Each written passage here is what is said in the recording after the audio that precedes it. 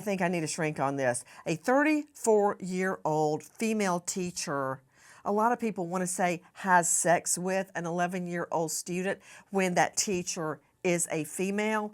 That's statutory. Okay, let's don't say had sex with.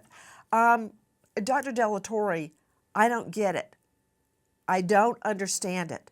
A, it's a crime, but B, this didn't just happen one time.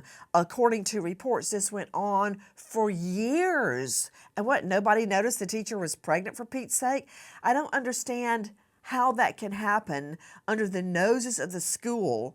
I don't understand how that can happen and nobody figures it out. And the attraction, let's start with the attraction. I don't understand that.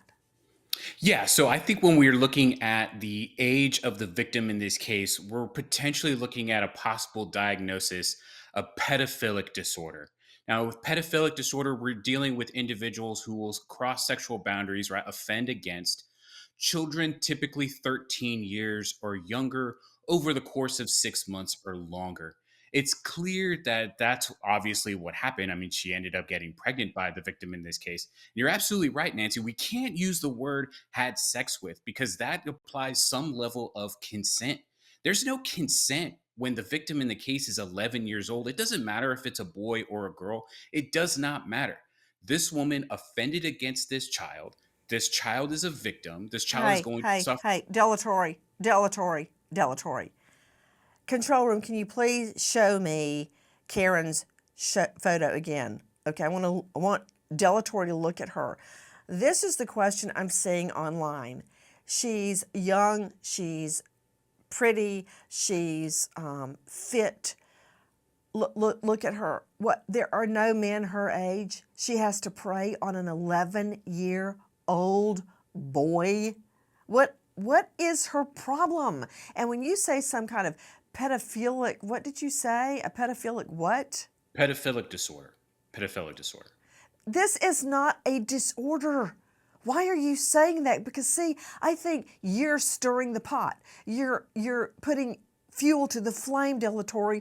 This is a crime. You're acting like it's an illness, a disorder. Well, here's the thing is that I'm not a lawyer, right? I'm not a judge. I'm not a cop. My job as a psychologist is to explain what exactly it is that's going on. We as psychologists, especially me as someone who's treated sex offenders before, see this as a disorder. We see this as something that can be treated, but has underlying pathology, underlying psychological issues. Are there men her age? Of course there are. Are there single men her age? Of course there are. But she convinced herself that she was having a relationship with this 11-year-old. In her mind, she believed what she was doing was wrong. That's disordered thinking, Nancy. That's where psychologist comes in, right? Yes, it's a crime. Of course, it's a crime. It's always going to be a crime.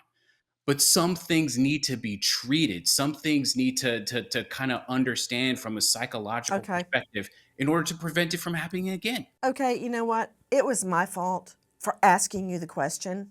I can't blame you. I blame myself because I asked you why. And frankly, why does it matter? It took me 5 years prosecuting violent felonies to stop looking over at the defendant in the middle of court thinking, why would you cause this wake of pain, leaving it behind you because of what you did? Why doesn't matter? And when you say treatment, I hope she can get treatment behind bars. And I think I know someone's going to disagree with you. Anna Sonoda joining me. She is an expert in child sex abuse. She's a grooming expert, a clinical social worker. She also counsels convicted sex offenders. I would not want to spend my day doing that. And she's the author of Duck, Duck, Groom. Help me out, Anna Sonoda. I hear Delatorre from his point of view talking about treatment. To hey with treatment. She needs to be behind bars for a really long time. I don't know who's going to raise this baby she gave birth to. The father, an 11-year-old student. Nancy, you mentioned before the most important part, which is not why they do it, it's how they do it. Your audience needs to recognize that grooming took place and that predators often groom the parents or the caregivers of their identified target in advance or alongside the child they're grooming. In this case, we see that she had access through her role as a teacher, and she developed a close relationship with the child's mother. This set this young, poor victim up for failure from the get-go.